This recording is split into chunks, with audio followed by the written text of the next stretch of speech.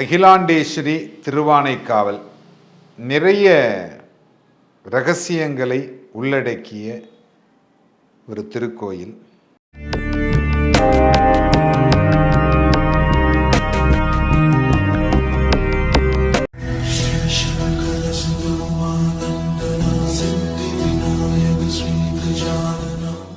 வணக்கம்.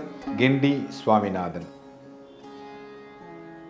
ஜலகண்டேஸ்வரர் அப்படின்னு சொல்லி சுவாமியினுடைய பெயர்.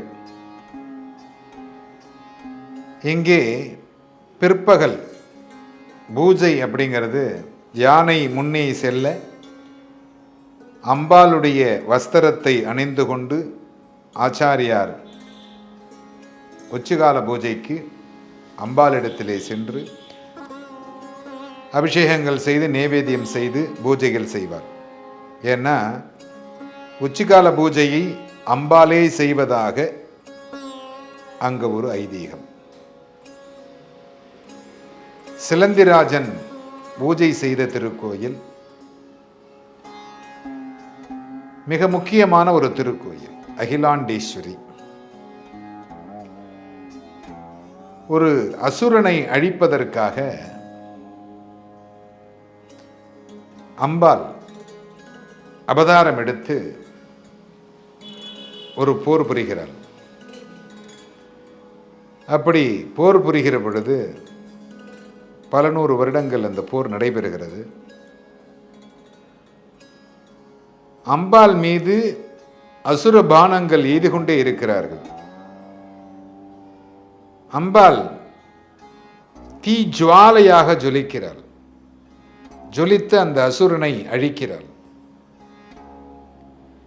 நெருப்பு பிழம்பாக பயங்கர கோபக்காரியா இருக்கிறார் அம்பாள். அம்பாள் எதிரில் யாருமே போக முடியல. அம்பாளை பார்த்தாலே பஸ்மம் ஆயிடுவாங்க போல இருக்கு. அப்படி இருக்க அம்பாள் பயங்கர கோபமா இருக்கா. யாரை போய் எதிரில் நிப்பாட்டுறது? யாரையாவது ஒருத்தரை கொண்டு போய் நிப்பாட்டி ஆகணுமே. அந்த அம்பாளுடைய கோபம் குறைய வேண்டுமே. அப்ப என்ன செய்யலாம்?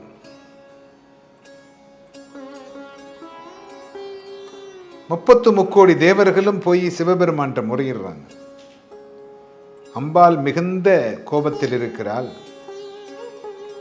ஜுவாலையை கக்கக்கூடியவளாக இருக்கிறாள். என்ன செய்யறது? சுவாமிக்கே பயம். எதிரில் போனாக்க நம்மளே எரிஞ்சிடுவோமோ. ரொம்ப கோபமாக இருக்கிற போது பொண்டாட்டிக்கு பக்கத்தில் போனாக்க கண்டிப்பாக எதனா திட்டு விடும். அது மாதிரி தான் சுவாமிக்கே பயம் வந்தது. சுவாமி இல்லை, சகோதரன் மகாவிஷ்ணு கேட்டு பார்க்கலாம். ஏன்னா அண்ணன் தம்பி போனாக்க கொஞ்சம் கோபம் குறையுதா பார்க்கலாம். மகாவிஷ்ணு போயும் கோபம் குறையல. யாரை அனுப்புவது என்று எல்லாரும் யோசித்துக் கொண்டிருக்கிறார்கள். என்ன செய்யறது? வருணனை கூப்பிட்டு துடைய தண்ணியை கொட்ட சொல்லுவோம். சந்திரனை கூப்பிட்டு சந்திரன் ஒளியை காமிக்க சொல்லுவோம். ஒன்னுத்துக்கும் பதில் இல்லை. அப்ப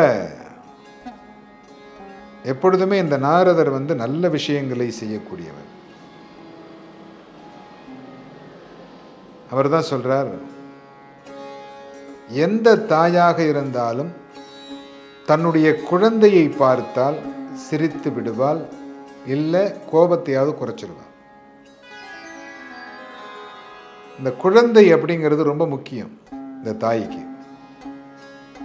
அதனால விநாயகரை நாம் அம்பாள் முன்னாக அனுப்பலாம் அப்படின்னு சொல்றாங்க. விநாயகரும் அதற்கு ஒப்புக்கொள்கிறார். ஒப்புக்கொண்டு விநாயகர் போறார் அம்பாளுக்கு எதிரில். அப்படி போய் நின்று தும்பிக்கை எடுத்து சிரிக்கிறார். அம்பாளுக்கு சிரிப்பு விடுகிறது.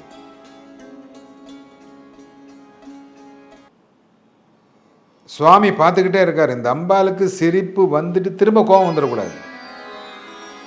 அம்பாளை சாந்தப்படுத்த வேண்டும். அம்பாள் கோபம் இல்லாமல் அமைதியாக இருக்க வேண்டும். அப்ப என்ன செய்யலாம்? தாடங்க யுகுலி பூத தபனோடுப மண்டலாய நமஹா அப்படின்னு ஒரு நாமாவளி வரும். அதே மாதிரி இந்த தோடு, உடனே வைரத்தில் தோடு போட்டு ஸ்ரீசக்கரம், அந்த தோடுல ஸ்ரீசக்கரம் 2 பக்கமும் போட்டு காதில் மாட்டி விடுறாங்க. அதை மாட்டி விட்டோன்னே கோபம் குறைகிறது. அந்த ஒரு கோவிலில் மட்டும், சிவன் கோயிலில் அகிலாண்டீஸ்வரிக்கு எதிராக விநாயகர் அமர்ந்திருப்பார். நல்ல ஆஜான பாகுவா, நல்ல பெரிய விநாயகர் அமர்ந்திருப்பார். அந்த விநாயகரை வழிபாடு செய்துவிட்டு அதற்கு பிறகு அம்பாளை வழிபாடு செய்ய வேண்டும். இந்த குடும்ப ஒற்றுமை இல்லாம இருக்கிறாங்க பார்த்தீங்களா? கணவன் மனைவிக்குள் பிரச்சனை, அந்த மாதிரிலாம் இருக்காங்கல்ல, இவங்களுக்கெல்லாம் ஒரு பரிகாரம் அப்படின்னு சொன்னா, அங்க இருக்கிற விநாயகர்கிட்ட ஒரு உருண்டை வெல்லத்தை வாங்கி வைத்து அர்ச்சனை செய்துவிட்டு, அம்பாளுக்கு வெற்றிலை, பாக்கு, வாழைப்பழம், தேங்காய் இதையெல்லாம் வச்சு அர்ச்சனை பண்ணிட்டு, அந்த வெத்தலைப்பாக்கு, வாழைப்பழம், தேங்காயை கொண்டு போய் ஜலகண்டேஸ்வரருக்கும் வச்சு யதாபாகம்னு சொல்லி அவருக்கும் அர்ச்சனை பண்ணிங்கன்னா கண்டிப்பாக உங்களுடைய டைவேஸ் போன கேஸு கூட மாறிடும். ஒற்றுமையாகி விடுவார்கள். கணவன் மனைவிகள் ஒற்றுமையாக வாழ்வார்கள். இது அகிலாண்டீஸ்வரிக்கு சுவாமியே கொடுத்த வரம். காதினிலே ஸ்ரீசங்கரத்தை அணிந்திருக்கக்கூடிய அம்பாள் நிறைய ரகசியங்களை அடக்கிய திருக்கோயில். அந்த திருக்கோயிலுக்கு சென்று வந்தீர்களேயானால் உங்களுடைய வாழ்நாளில் வெற்றிகள் நிச்சயமாக கிடைக்கும்.